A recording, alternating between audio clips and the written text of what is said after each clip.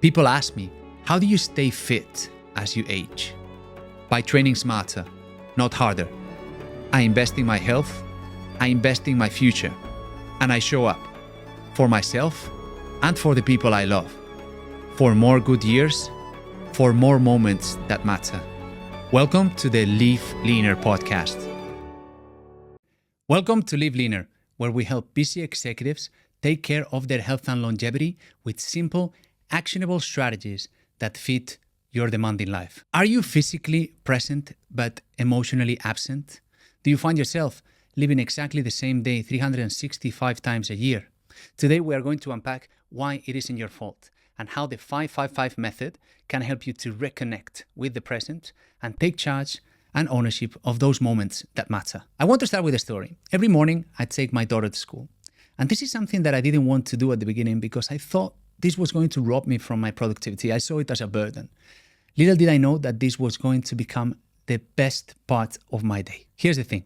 The only people that will remember that you worked late are your kids. During this drive, we play, we connect, we sing, we have so much fun.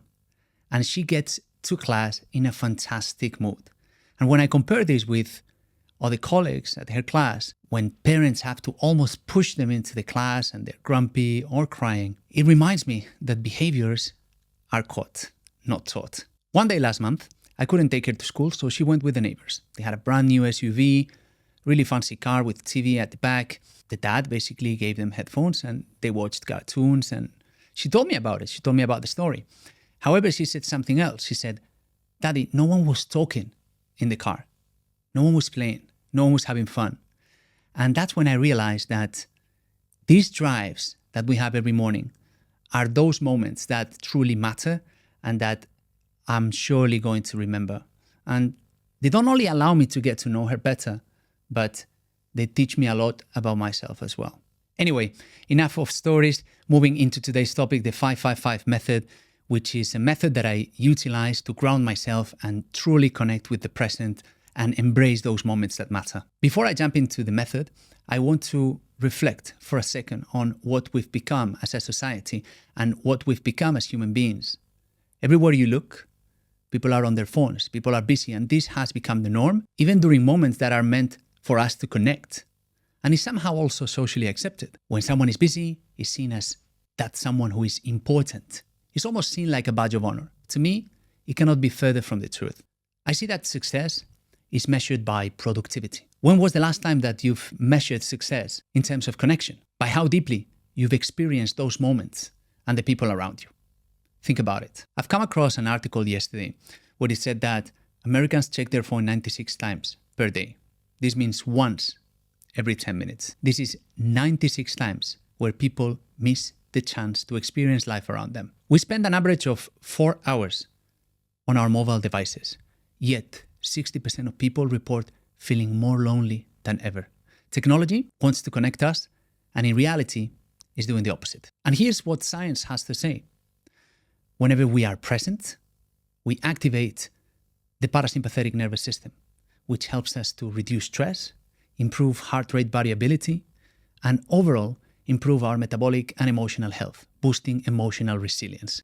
So it's not just about enjoying the moment, it's also about long-term health. Now let's dive into the method. The 555 method, I started practicing it probably a year ago after listening to a podcast, and I sort of extracted something that interested me and I started basically adapting it to my own routine, right? So every night when I put my daughter to bed, I use the 555 method.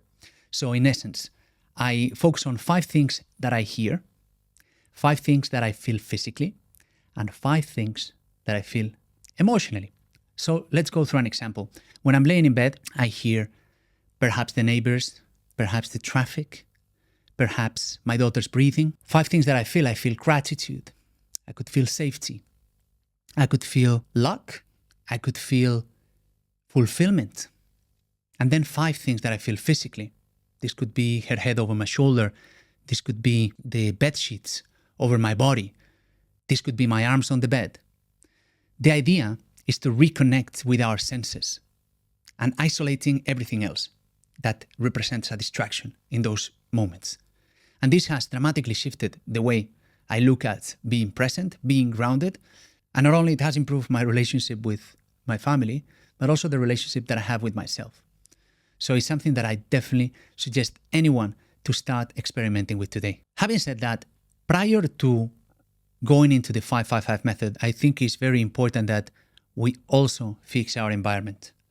I find it very difficult to thrive in an environment that by default leaves you little traps for you to fail. So for me, it's very important to set up the environment. So I like to leave my phone 1 hour before bed. I certainly do not bring the phone into the room, and I dim the lights and I create an environment that enables and prompts me to be focused on that specific moment. Think about it. How much control do you have over your environment? Do you have full control, partial control, or no control? The idea is to bring your environment, for this particular case, closer to something that you can fully control. And once you set up an environment that prompts you to succeed, you are going to be more likely to execute these frameworks that are definitely going to impact your life. If this episode helped you, I would love to hear from you in the comment section below. And remember, Rome was not built in a day, but they laid bricks every day. I'll see you in the next episode where we're going to discuss why, if you are not a morning person, it is not your fault, and it might be your biology. I'll see you soon.